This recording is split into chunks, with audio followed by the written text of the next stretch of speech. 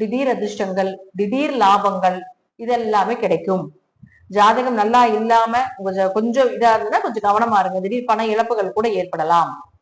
ஒருவேளை உங்க ஜாதகத்துல புதன் வக்கரமாக இல்லைன்னா பணம் சார்ந்த விஷயங்கள், கம்யூனிகேஷன் சார்ந்த விஷயங்கள், ஷேர் மார்க்கெட்ல பணம் இன்வெஸ்ட்மெண்ட் பண்றது, பெரிய லாபத்தை எதிர்பார்க்காம இருக்கிறது நல்லது.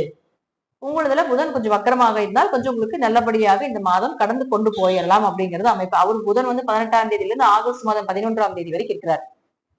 அடுத்தது சூரியன். சூரியனை பொறுத்த வரைக்கும் பாத்தீங்கன்னா உங்களுக்கு அவர் 10ஆம் அதிபதியாகி இத்தனை நாளா சிவராஜ யோகமாக செயல்பட்டு இருந்தாலும் கூட கொஞ்சம் மறைஞ்சு செயல்படும் பொழுது நீங்க யாருக்கு என்ன செஞ்சிருந்தாலும் ஒரு புண்ணிய கணக்கு இல்லாம போயிருக்கும் அப்படிங்கிறது அமைப்பு. இப்போ இந்த சூரியன் அடுத்த புதனோட சேர்ந்து புதாத்திய யோகமாக வேலை செய்ய போகிறார். இயற்கையாகவே சூரியன் 11ஆம் அதாவது உங்களுக்கு 10ஆம் அதிபதியாகி 9ஆம் வீட்டுல புதாத்திய யோகத்துல இருக்கும் பொழுது புதாத்திய யோகம்னாலே படிப்பு சார்ந்த விஷயங்கள், படிப்பை விட அதீத நாலேஜ், இது எல்லாமே புதாத்திய யோகம் கொடுத்துரும்.